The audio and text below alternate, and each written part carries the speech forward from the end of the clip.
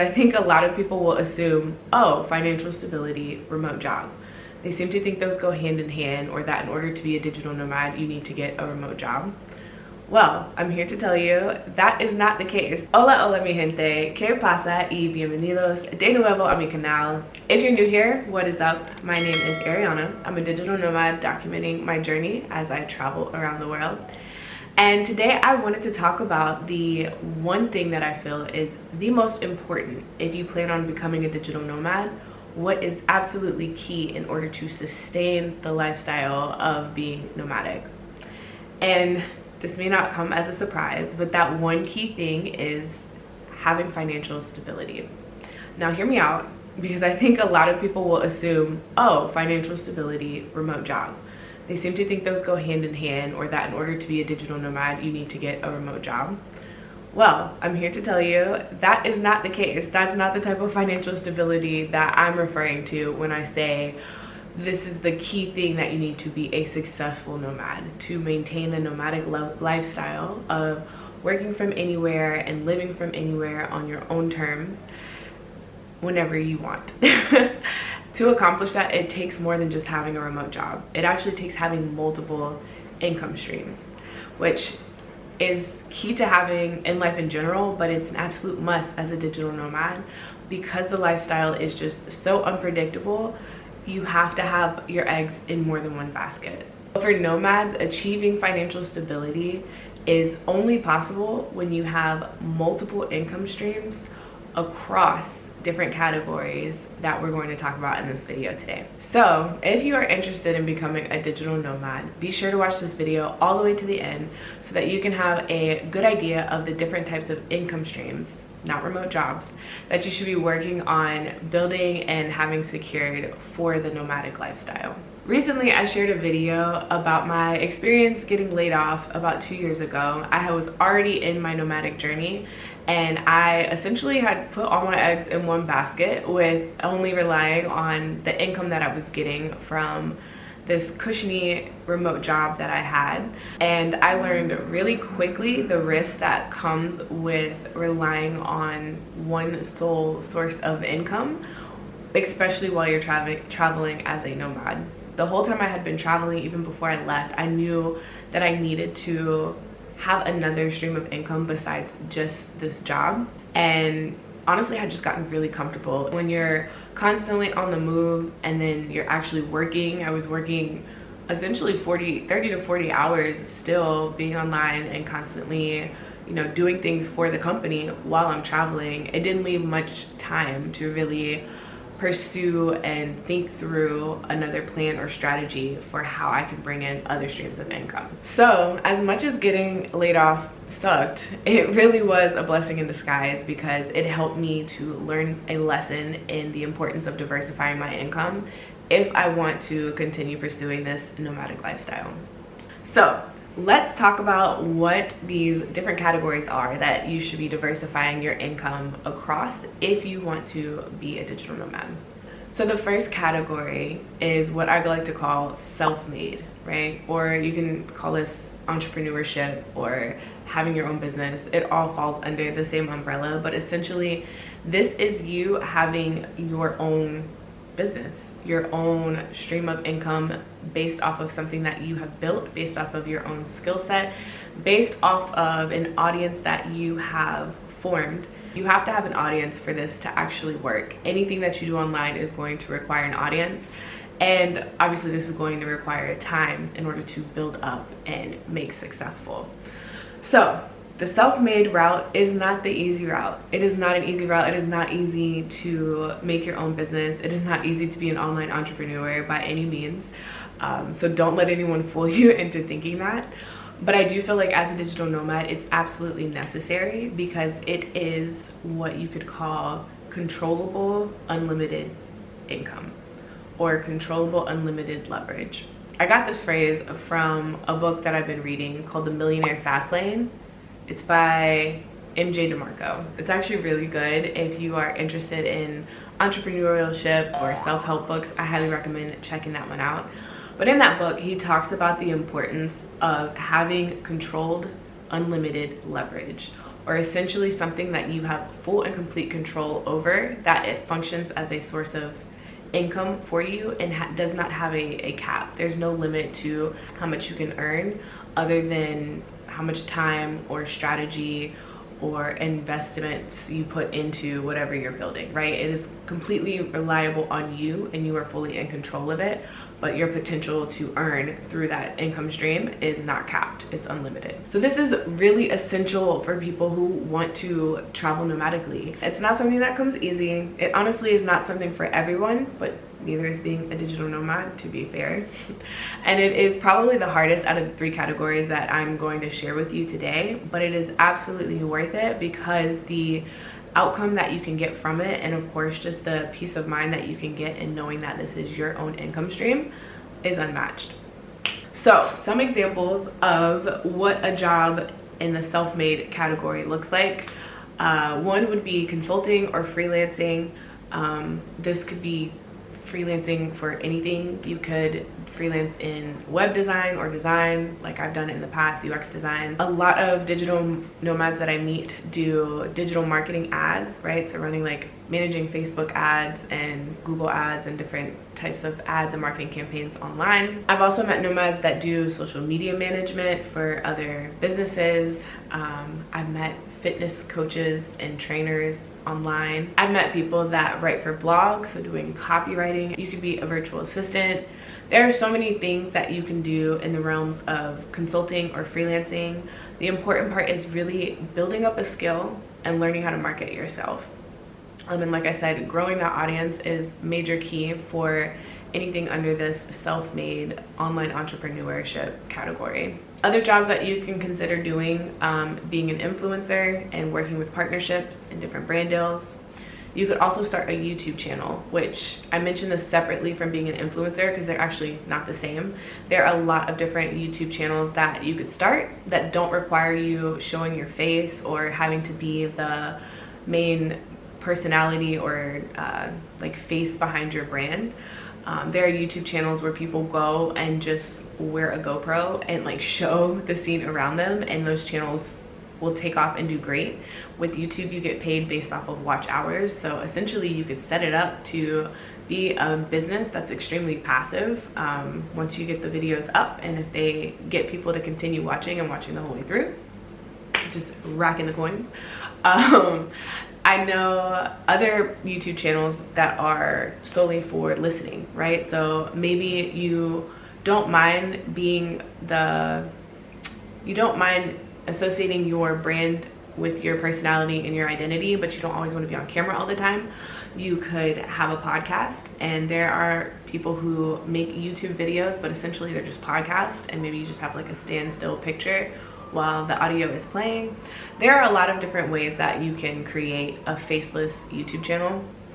So that's another way to go about having your own online income stream. Another route is doing blogs or affiliate marketing. This is actually the route that I am looking to pursue now. But again, keep in mind with all of these, they take time to build. It's not something that you can just build overnight and expect income to be flowing in. Which is why we're talking about this being one category, and you can have several different jobs or streams in this category, if you will, but the idea is to diversify across the other categories as well. You could do course selling, so creating a course and selling it online. You could also sell digital goods online as well.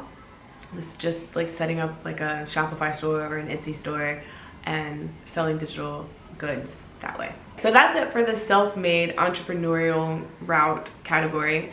The next category that I want to talk about is passive income streams. Now for nomads, passive income stream may not be the most exciting category of these 3, and that's mainly because essentially this category to me is about making money to secure your financial future. This is money that you're using to make more money that you're not touching until the future.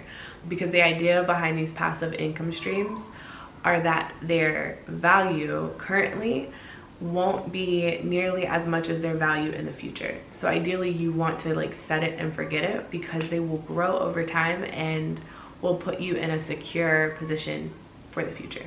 A lot of nomads that I know aren't thinking about the future, right? We're just thinking about right now and maybe where we're going next week.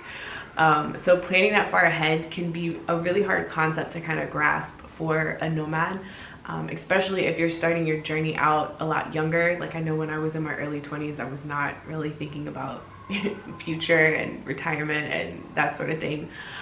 But it is something that you do want to consider, and it is a category that you absolutely want to have a stream, at least one stream of income in, if you want to pursue the nomadic lifestyle and do it successfully long term. So essentially these passive income streams I'm referring to are the equivalent of investments, right?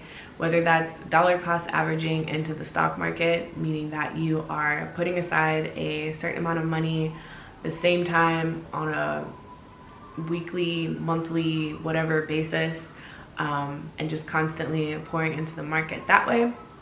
Another way to do it is with dividend stocks. This is a route that I like because it's really easy, but when you invest in dividend stocks, you can automatically set up to reinvest anything that you earn off of those dividends. Now, I'm not a financial advisor, so if you want to learn more about investing and stocks and all of that, definitely be sure to do your due diligence and some research. But essentially, dividend stocks are companies that give their shareholders a certain percentage on a regular basis in exchange for buying into their stocks. So an example of this would be Apple stock. Since I have invested in Apple, I hold a certain amount of shares, and based off of these shares, I get paid a dividend from them quarterly. It's not that a super big amount. It's something like the equivalent of like 25 cents right now, I think. And this is on a quarterly basis. So this is not a whole lot of money in the current now, but by reinvesting this into the stock market, into buying more shares of Apple, it is helping my portfolio to grow, and over time that is growing exponentially. So I am making money without actually doing anything. This money that I am making, it's not tied to my time or the energy or effort that I'm putting in right now. It is simply tied to the money that I put in, allowing that to make more money. And it's not benefiting me necessarily in this moment, but it is something that gives me peace of mind as a nomad, that knowing even if I hit absolute rock bottom in terms of having cash available to me, I have investments that I can rely on if I absolutely need to, and definitely that I can rely on in the future when I am tired of working and just want to lay out on the beach. I will have funds that I will be able to sustain my life on. So that's dividend stocks are one way. We already talked about dollar cost averaging into the market. There's also options trading. I know a lot of people take this route, and it's something that I want to get more into once I have built up my other streams in a way that I've liked. But if you're not familiar with options trading, definitely look into that. But there's a way to do that in a way that makes passive income for you as well. And then there's real estate. I have heard of other nomads buying properties before they leave the US and having a property manager that kind of handles everything on the ground. And ideally, while they're traveling, they are getting income off of these real estate investments that they have created. Now, I don't know how profitable those investments are in the current moment. I would assume that a lot of the money that these investors are making off of these properties are probably reinvested into the property, right? To like pay the property manager, pay for like maintenance and things that need to be taken care of with their real estate property. But ideally, the property in itself is something that they could sell in the future to make a whole lot of money off of if they wanted. But it also is bringing in, an income stream, and depending on how well it's doing, it might even be providing for them in the current moment. So those are a few passive income streams that you could look into that are crucial for digital nomads. And honestly, that's where I personally messed up when it came to diversifying my income, because I had my remote job and I had good passive income streams. But as we talked about, those passive income streams are not necessarily providing income in this moment. And once that remote job was gone, I realized just how much my eggs had really only been put in one basket. Even though I had it in this other category we talked about, I needed to be more diversified. Definitely with that self-made entrepreneurship route, having the passive, having a remote job, and then the third category would be having a paycheck abroad. Now, hear me out. Paycheck abroad is definitely different. It's definitely not the same as the entrepreneurial route, right? It's literally the complete opposite.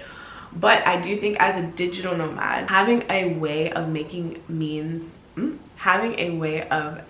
money abroad is extremely important, because you want to be able to have some kind of financial stream that isn't necessarily tying you to your home country. So even though you are with a paycheck exchanging your time for money, as a nomad, you are doing this at the destination you want to be at. So this could be a job that maybe you do seasonally, or it could be a job that you might do long term, but you're able to decide what country you're doing that job in, and the country that you pick happens to have a lower cost of living, making the paycheck that you're getting a lot more substantial.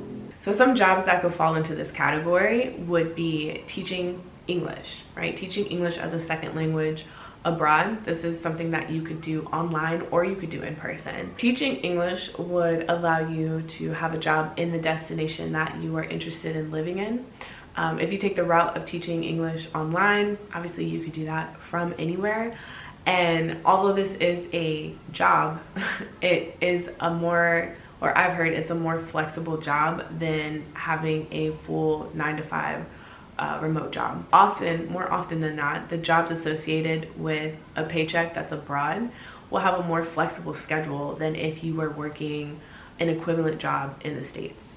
So doing service jobs, or like driving Uber, or working as a cashier, different things like that are a lot of times a lot more demanding and don't give you as much flexibility nor as high of pay as a paycheck abroad job would, such as teaching English as a second language. Some other jobs that fall under this category would be being a nanny. You could move abroad and live with the family or help a family to take care of their kids and do some of their daily activities, while also living in that country that you are in and working on the other streams of income we talked about.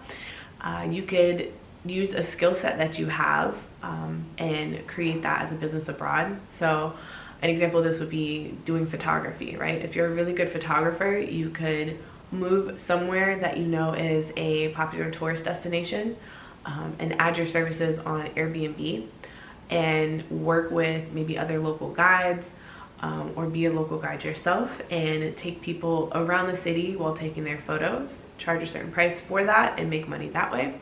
You could also look at doing a work exchange. So some popular work exchange programs would be Workaway. Workaway is a really well-known one. You could look into couch surfing. You could look into house sitting or pet sitting. But essentially, these are opportunities where you could exchange your time for money at the destination that you want to travel to.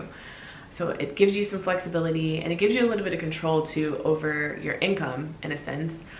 Some of these don't actually pay you, but just provide for your accommodations, which is a huge expense as a nomad, so it takes care of that. Others just allow you to be in a destination where the cost of living is a lot lower. So you have a little bit of control, maybe not over how much you're making, but over how much you're spending. Some other jobs that fall into this category as well would be a flight attendant. Again, not as much control over your schedule in a sense per se, but you are still allowed to travel. Flight attendants make decent money, and I think they have a good amount of control over their schedule as well. So they can kind of like pick which days they want to be on or off, and maybe kind of coordinate those around different destinations they're traveling to or vacation breaks that they want to take. And then a cruise worker is another great way to see the world and work at your destination. You'd be on a ship, so you'd be hopping different destinations. But as a cruise worker, it could be something that you do seasonally, right? So you may work during the more popular times of the year for cruises, and then the rest of the year, since you've saved up from what you've earned on the cruise ship, travel to somewhere that has a low cost of living, or a cost of living that matches your budget from what you've earned during your cruise hours, and support yourself that way. So yeah, those are the 3 categories that I wanted to talk about today. Obviously, there is a 4th category that I didn't go into much detail about, but is a given, is to have a remote job. I didn't go into depth about this one because 1, it's one that everyone is well aware of, but 2, it is one of those uncontrollable and very limited leverage income streams. And so I didn't want to mention that one because the focus of diversifying your income is to diversify it amongst those categories that allow you to have control and don't have limited potential. If you found this video helpful, please share it with someone who you know may be looking for a remote job or looking to become a digital nomad, so that they know that they need to do beyond just the remote job. The remote job is a good start, but you definitely want to diversify if you want to pursue this long term. Also, comment down below, let me know, are you on a journey to becoming a digital nomad? Or if you're a digital nomad yourself, what are some ways that you have diversified your income streams and how do you support yourself while traveling? And thank you so much for watching to the end. I'll catch you guys in my next video. Ciao.